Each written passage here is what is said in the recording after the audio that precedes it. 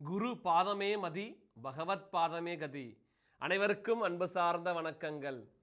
சித்திரை நட்சத்திரத்தில் பிறந்தவர்களுக்கு 2025 புத்தாண்டு பலன் எப்படி இருக்கும்? எல்லாருக்கும் புத்தாண்டுனா சந்தோஷம். போன வருஷத்தில் நடந்த கெட்டதெல்லாம் போகணும், இந்த வருஷம் நல்லதெல்லாம் நடக்கணும்னு ஒரு ஆர்வம் கொண்டு இருக்கக்கூடிய ஆர்வலர்களுக்காக இந்த பதிவு செய்கிறோம்.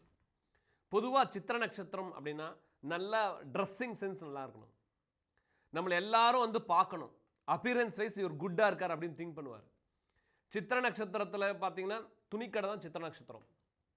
அப்போ பார்த்தீங்கன்னா துணிக்கடையில் விதவிதமாக நிறைய ட்ரெஸ்ஸஸ் இருக்கும். அந்த எந்த ட்ரெஸ் வாங்கணும் ஒரு கன்ஃபியூஸில் இருப்பாங்களாம். ஆனால் இந்த சித்திர நட்சத்திரத்தில் பிறந்தவர்கள் உள்ளார என்ட்ரி ஆகும் போதே எதை செய்தால் சரி, எது நமக்கு சூட் ஆகும், இது எப்படி அழகாக கொண்டு போகணுன்ற எண்ணம் கொண்டவர்கள் சித்திர நட்சத்திரத்தில் பிறந்தவர்கள்.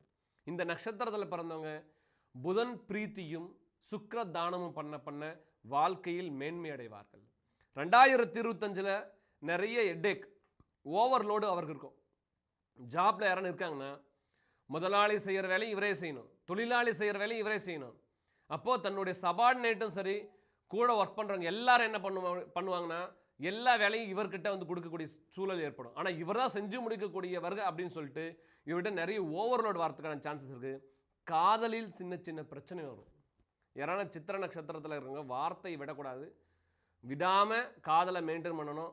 வார்த்தை விட்டுட்டிங்கன்னா அந்த காதல் பிரிவினையை கொடுக்கும். இதுக்கெல்லாம் ஒரு பெஸ்ட் சொல்யூஷன் சொல்லுங்கள்.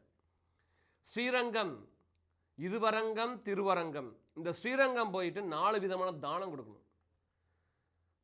தினம் ரங்க யாத்திரை. அப்போது ஸ்ரீரங்கம் போயிட்டு என்ன பண்ணணும்?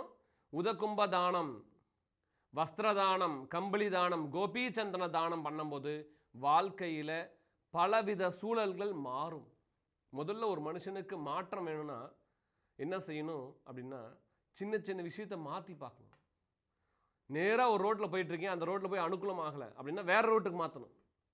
ஏன்னா உங்கள் சந்திரன் மேலே ராகு போகிறார், ராகுவோட திருஷ்டி விழுது. அப்போ அந்த ராகு திருஷ்டி உங்களை என்ன பண்ணும்? டைரக்ஷனை மாற்றிட்டே இருக்கும். ஸோ இதுலேருந்து நீங்கள் விடுபடுறதுக்கான சூழலை உருவாக்கி கொள்ள வேண்டும். மன அமைதி வேணும். அப்புறம் பார்த்தீங்கன்னா எந்த சூழலில் எந்த முடிவு எடுக்கணுமோ அதை முன்கூட்டி அனுபவம் மிக்கவர்கள்கிட்ட போயிட்டு அந்த அனுபவத்தை பெற்று நீங்கள் பெறும்போது மட்டும்தான் வாழ்க்கையில் இந்த சூழலில் இருந்து மாற முடியும். இது வெறும் புத்தாண்டு பலன் தான். ஒரு ஜாதகத்தில் கோச்சார பலன் ஒன்று, ரெண்டாவது பார்த்தீங்கன்னா கிரகம் எந்த சூழலில் உங்கள் பிறப்பு ஜாதத்தில் இருக்கோ அதையும் பார்க்கணும், உங்களுடைய தசா புத்தியும் பார்க்கணும். இது 3 அனலைஸ் பண்ணி பார்க்கணும். என்னடா கெடுபலனே நமக்கு இருக்குது அப்படின்னு பயந்துட வேண்டாம். எல்லாத்துக்கும் சொல்யூஷன் இருக்குது. வழி இருக்க வருந்துவது ஏன்? அற்புத பரிகாரங்கள் உண்டு. அந்த பரிகாரங்களை நீங்கள் நாட வேண்டும்.